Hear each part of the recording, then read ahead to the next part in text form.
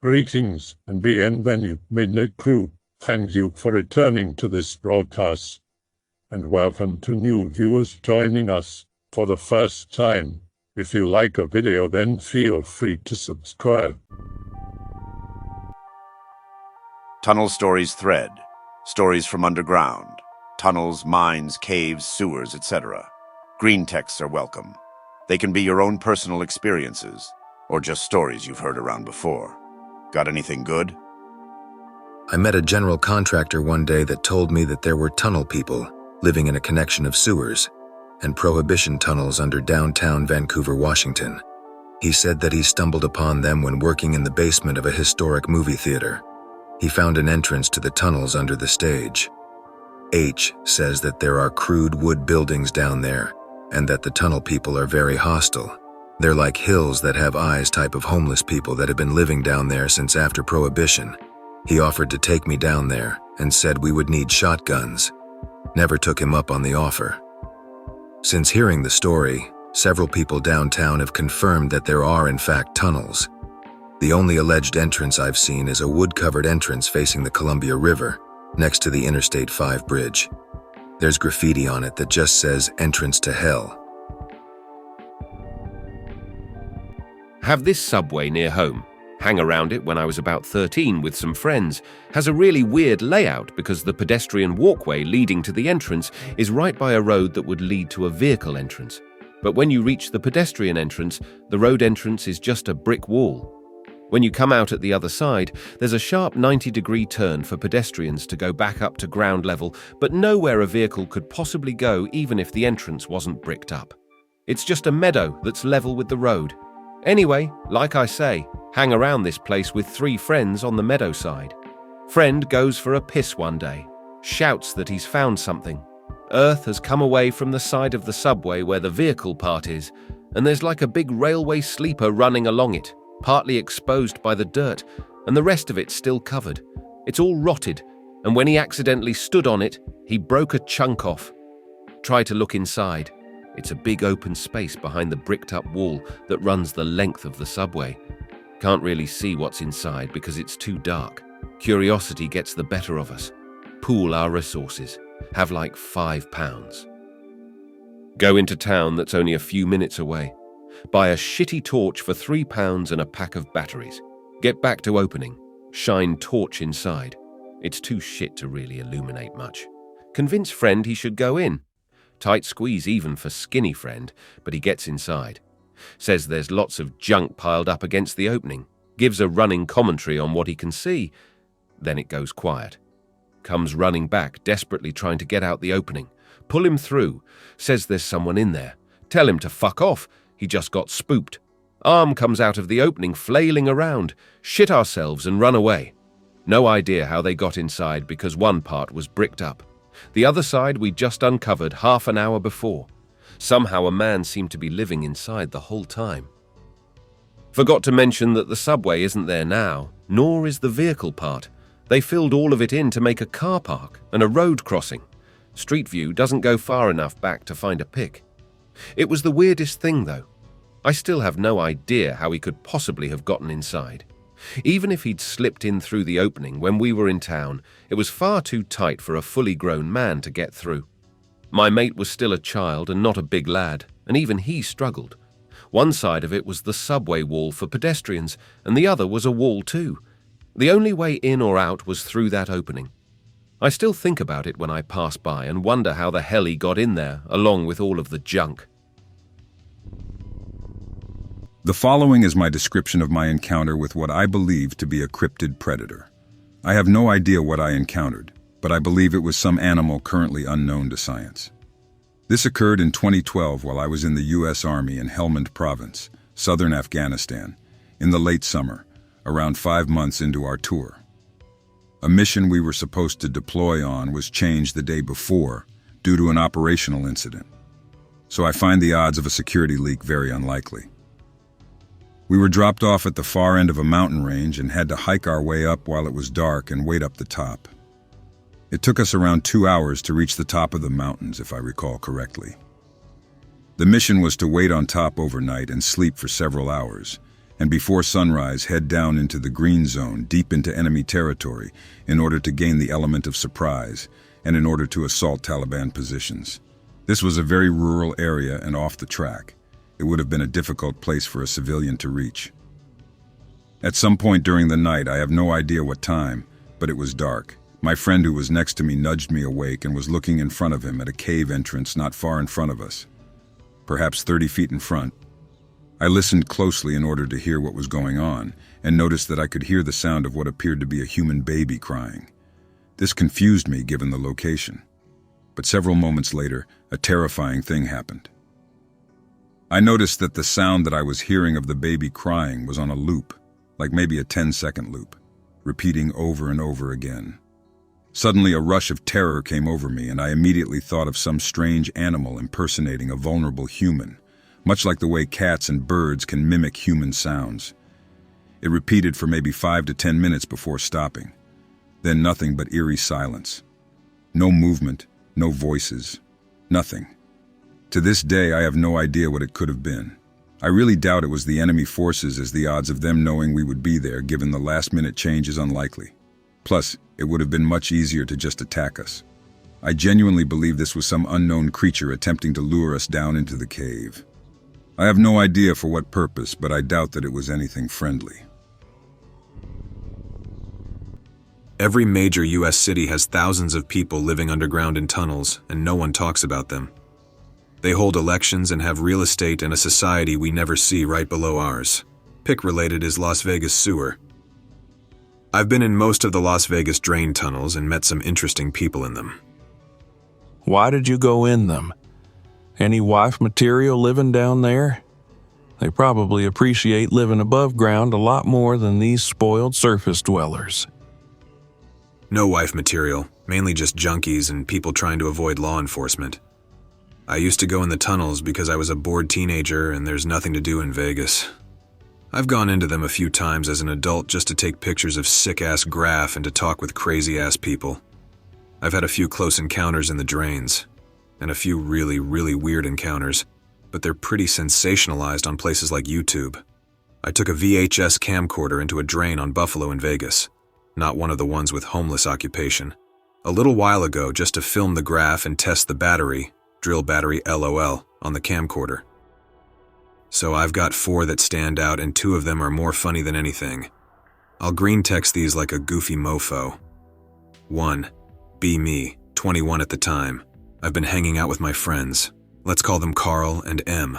We're sitting around playing guitar and drinking in Carl's living room. The dude's house borders a retention basin. The retention basin has a tunnel in it. It's like 8 p.m. and we decide to grab a flashlight and go through the tunnel. About a mile into the tunnel and it's just all graffiti and spiders.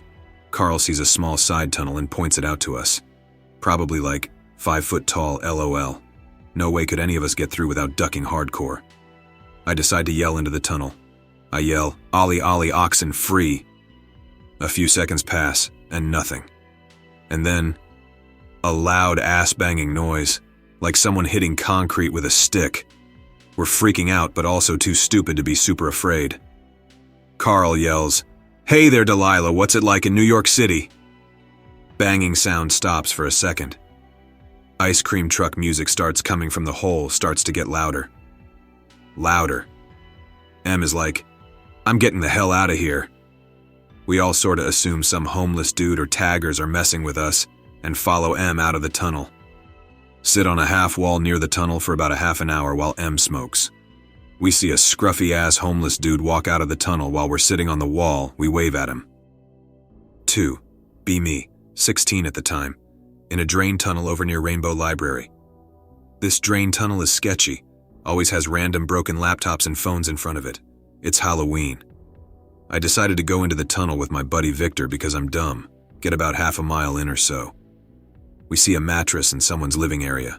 We start getting sketched out, keep walking a little further. We run into this lady. She's got these John Lennon-looking glasses on and a red jacket. She's crouched in a corner, smoking invisible cigarettes, murmuring to herself, missing like all her teeth. Probably 30-something, but looks 80. I decided we should talk to her. I go up and introduce myself. She shakes my hand and starts talking to us about the aliens and the pigeons. And man, the aliens are angels and they put fucking tinfoil in the pigeons to make them fly south. We're just like, what the hell? But it's also kind of funny to us. She proceeds to tell us about how she was abducted in a van and the aliens did experiments on her to replace parts of her brain with tinfoil, and now she can communicate with angels. We're just playing along like, that's crazy. She says that when people use metal detectors, she can sense it in her brain and it causes her pain, because the frequencies penetrate her skull to reach the foil the aliens implanted, and this upsets the angels who hide amongst humans as pigeons. Just crazy shit for like an hour. Talk with her for maybe 2 hours. Offer food, water. I can't get any degree of coherence from here. Eventually, we just wind up giving her some spare change we had and leaving. Still no idea if she was on strong deliriance or just schizo, maybe both. Reminded me of how they say people act when they take datura. 3. This one is short but funny. Be me. Maybe 18 or 19 at the time. In a drain tunnel taking pics of graffiti with my old ass camera. It's like 5 p.m. or so. I'm maybe a mile into the tunnel. This is a double tunnel. The two sides are separated by a wall with occasional peephole. It's located in a ditch over near a park called The Hills. Anyway, like I said, I'm about a mile into this thing. Pitch black, but I've got a powerful flashlight so I, and my camera, can see everything. Sudden urge to piss. Decide to just turn my flashlight off and piss in the dark against a corner of the tunnel. The flashlight goes off. Pitch black, can't see shit. Start pissing. Hear a voice off in the distance. Sounds like Uncle Samsonite. That's a nice stream you got there. Stop midstream, freaking out. Pull my pants up all the way and turn the flashlight on. About 600 feet in the distance, I see a face peering at me through the hole in the split wall. I nope the hell out of there. I came back about a month later and went in the other channel. Thing was full of hypodermic needles, like thousands. 4. Be me, 23 at the time. My buddy Marcos and I just got back from hiking and we're sort of cruising around town doing dumb shit. We decide to stop by this park we see and hang out. Em and Carl are with us too. We see this drain tunnel directly below a tall grass hill near the park. Group of kids are going in. They leave their scooters on the asphalt nearby. This is Summerlin. Ain't nobody worried about theft there, El Mayo. They're all visibly scared. Maybe 10 to 12 years old. Daring each other to go in first. Finally, they go in. They've been in the tunnel for like 5 minutes now. I suggest to Marcos that we go up to the bars of the tunnel and scream like banshees. No one is around near the tunnel, so Marcos agrees. We sneak up to the edge of the tunnel, put our faces against the iron bars, make the most 2000s-esque screamer pop-up scream sounds we can manage to make listen for a second.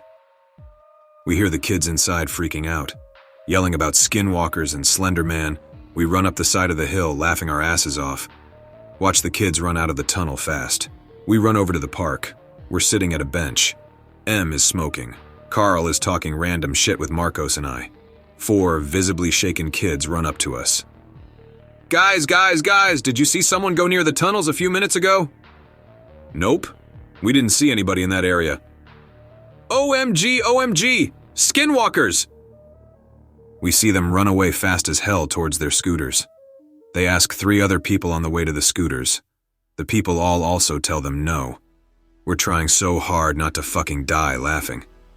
I feel like it was overall a good deed. Maybe it was bad to scare children, but we kept them out of the tunnels. I usually walk on a trail near my house on Massachusetts' South Shore between Boston and Cape Cod. I don't know if this particular place has a name. I usually feel safe, even as a boy hiking alone. I grew up in this area, so it's not like it's the city or anything. A few months ago on a weekday late afternoon, I was walking along the trail. First, it just started sprinkling, but then it came pouring down with thunder and lightning too. I was more afraid of the lightning than anything. It was too far to run back to where I was parked, so there were a lot of giant rocks in this area. I saw this rock overhang off to the right of the trail up on a hill. It was hollowed out behind it, a small cave or something. I was not about to go into a cave, but I thought I could at least stand under the overhang and not get wet. So I'm standing there waiting for the rain to slow. I just had a feeling like something was watching me because the hair on the back of my neck raised up. I felt compelled to turn around and look behind me into the darkness. At first, I didn't see anything. There are no bears or wolves in this area. If something was living in that cave, it was probably a small animal. At least that's what I told myself. But when I was staring into the darkness, I saw the shadows shift. I knew something was in there. It didn't look like it could be very big, though at the time I couldn't really see much. The rain was still coming down in sheets and the sky had gotten really dark. I stood watching the lightning strikes and few of them were really close. But between the loud thunderclaps I heard it. There was a nasty sound, like a wet sound of something eating and lip smacking. I turned back around to look in there, but I couldn't see what it was. Then the smell hit me. I guess the wind changed. It smelled rancid, like a dead raccoon on the side of the road. It made me gag. I turned back to the woods to see if there might be another overhang a short distance away. It was obvious that there was some kind of animal eating another dead animal in that cave, and I just wanted to put some distance between me and it. I took another couple of steps away from the cave, and now I was getting wet from the rain. I didn't see any other place to go. Then, all at once, I heard a sound behind me, like rocks clattering. I turned around to look. The shadow of the thing inside was rising, and I realized all at once that this creature was not small like I had thought. It had been crouched down, and now it was standing. It must have been about 6 feet tall, standing up on its hind legs, and it totally took me by surprise. I froze for a second when I realized it was like something out of a nightmare. It had a face like a dog with a snout, only it was like a man, a big man covered in fur. I could see dog ears on its head too. I screamed and stumbled. I almost fell down the hill, and that's when it growled just like a dog about to attack. I really thought I was going to die. I'm getting goosebumps just remembering it. I took off running. I felt like my life was in danger. Thank God it didn't follow me. Of course, no one believed me. But then I looked it up on the internet and I saw people posting about this thing. The Defense Department has a half-dozen locations that feature subterranean networks. They're located at Fort Hood, Texas, Fort Story, Virginia, Fort Leonard Wood, Missouri, Camp Atterbury, Muscatatuck Urban Training Center, Indiana, Tunnel Warfare Center, China Lake, California, and Yuma Proving Grounds, Arizona, according to the new Subterranean Training Manual.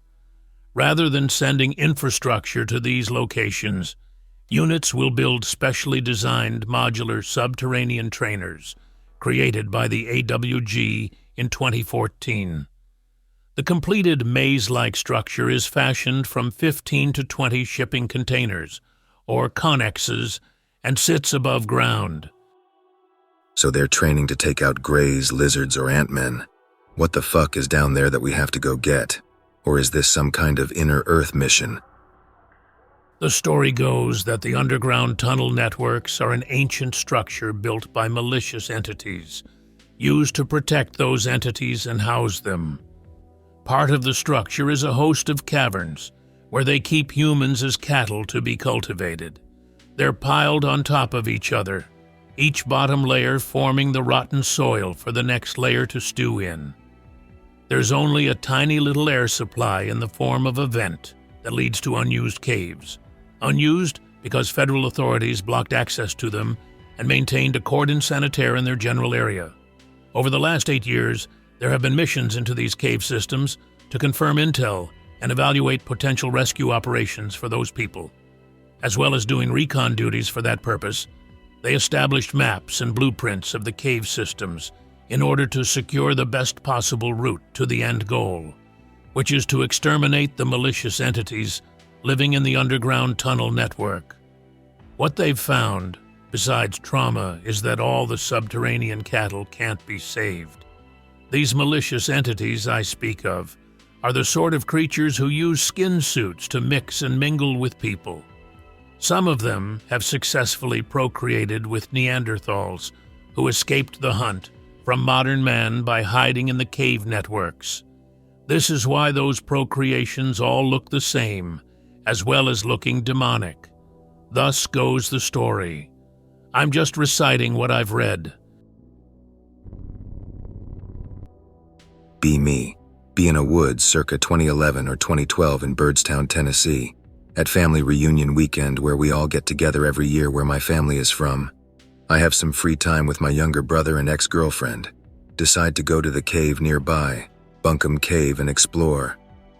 Me and my brother had been a bunch of times but never went in too deep, either too scared or didn't have the time. Today was different though. We wanted to see how far it went. Had heard rumors the cave went all the way from Tennessee to Kentucky, since Byrdstown is close to the state border, but we doubted we'd make it that far. Go into the cave around midday. Was pretty hot out, as it usually is in the Tennessee summer. Had lights, backup lights, and batteries because we would probably need them. Go in. Temperature drops 20 degrees within 100 feet of going in. Feels good, man. XGF and bro and I are having fun. The cave is pretty and has a constant stream of water in the bottom. In about a quarter-mile, cave begins to narrow. Really narrow. Have to crawl on our stomach to get through some parts. Get wet. It's really cold now. So much water vapor you can sometimes see your breath. Keep going. I would estimate about a half-mile in now. The cave splits left and right. We go left because you always go left. Some tight spots here and there, but nothing we haven't encountered before. Get through a narrow part to a fairly large chamber. See something weird. It's a mason jar just sitting on a rock. Look in it, there's this unholy insect creature captured inside. We're all like, what the hell is that? Looked like pick-related, but fewer legs. Completely white and partially transparent and much bigger, like 6 to 10 inches bigger. Thing takes up most of the mason jar and its antennae curl up on the sides of the jar. The thing takes up most of the mason jar and its antennae curl up on the sides of the jar. We freak out for a second but keep going. My brother was leading when he stopped dead in his tracks and says nothing with his light shining around a bend. I ask him what is it, and he just says, look at this shit. I peek around and there's hundreds of these things on the cave floor, walls and ceiling, all just sitting silently. If you didn't have a light, you probably wouldn't have noticed they were there. We instantly stop and look at all these things in awe and panic. They didn't seem to even notice we were there, or the lights shining on them, not sure if they are affected by light or just sound. Not dealing with that shit, so we hightail it out of there. Never been back there, but not exactly sure what we found that day. Not sure how those things got that big, since they would need a huge food source to maintain that size. Back in the early 70s, I found myself sleeping on beaches, flop houses, and the like. Stayed in some very weird places, including a cave. Fact is, I lived in that cave for a while. It was pretty nice as far as caves go. It wasn't huge, but big enough. The main area, what I thought of as my living quarters, was about the size of a studio apartment. At the back, it branched off into a couple of tunnels. It didn't smell all funky of batshit or animal either, so I thought it was pretty safe. Gave me a place to sleep or get out of the rain at any rate, until something better came along. During the day, I'd walk down to the wharf and play my flute for the tourists and make a little coin. I'd usually take it and get some food or other necessities. On the way back to the cave, I'd gather firewood. As it got dark, I'd build myself a nice little campfire by the mouth of the cave, but back a ways. I'd sit by it and have my dinner, maybe read a bit, or watch the flames until I felt tired enough to sleep. Overall, not a bad life. One day I woke up to a really bad downpour. Couldn't see much past the mouth. It was raining so hard. Made me happy to be in this nice dry cave instead of huddling under a plastic trash bag. I stoked up the fire and was feeling pretty good. I'd made a habit of bringing in a few more sticks of wood than I thought I'd use, so I could keep the fire going for quite a while. I still had most of a jar of peanut butter, some crackers, and a paperback I hadn't read yet. Seemed to me I was pretty well set for the day. I was sitting there, reading, when some movement caught the corner of my eye. I turned towards the cave's opening, not knowing what to expect. Between flickering firelight and the rain, I could barely make out the form of a man standing at the entrance. I stood up, calling out, "Hello?" Guy didn't say a word, just reached out his hand, palm up, then raised his other arm as if to show me he was unarmed. Pretty strange, but okay. I tell him to come in before he drowns. His steps are hesitant, almost like he's scared of me, and he's stooped over. I smile and invite him to sit by the fire and ask if he's hungry. PB on crackers isn't fancy, but when you're hungry enough, it's a feast. He smiled back and shook his head, no. Two things struck me at once. He was older than dirt, filthy, and he was bone dry. Bone dry when he just came out of the pouring rain? That's not right.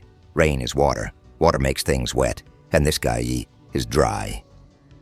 I start asking questions, like what's he doing out in this weather, if he got lost or something. Again, with the head shake, no. Then I wondered if maybe he's a mute or something. I didn't ask it out loud, and he says, "No, Sonny, I can talk, just wondering about you. But I guess you mean no harm. You ain't no claim jumper, are you?" I laughed. Nope, no claim jumper here. Didn't know this was a mine either. Is and isn't was natural when I found it. You saw the tunnels, right? I dug those, mostly by hand. Great.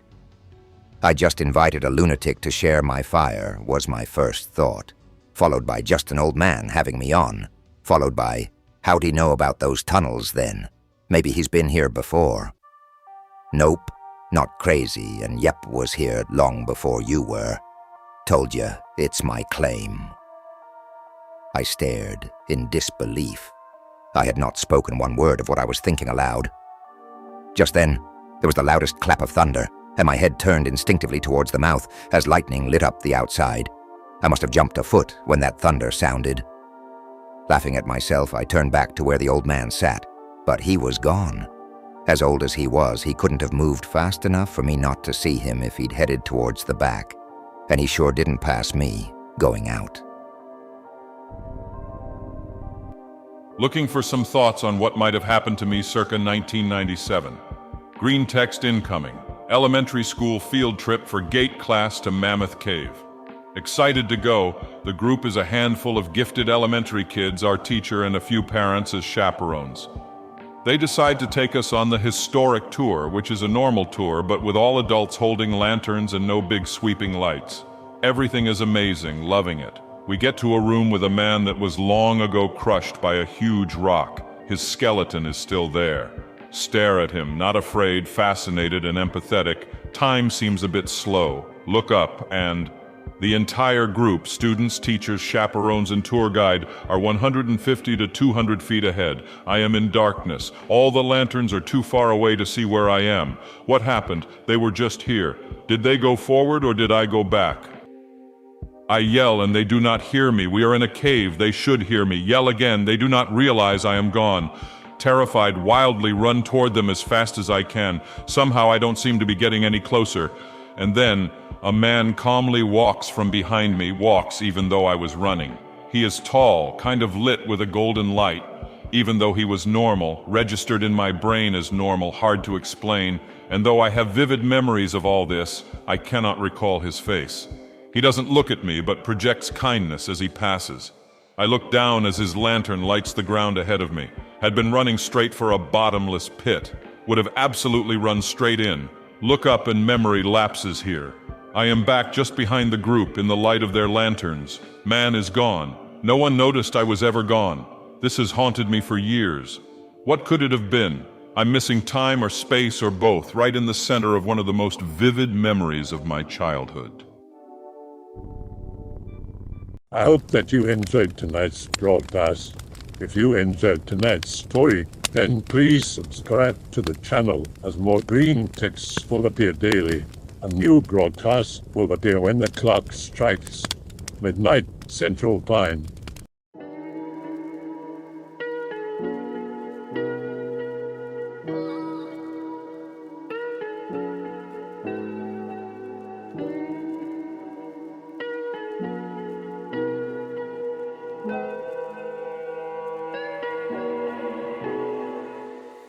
Remember to check the Odyssey and Rumble pages for separate archives of previous broadcasts.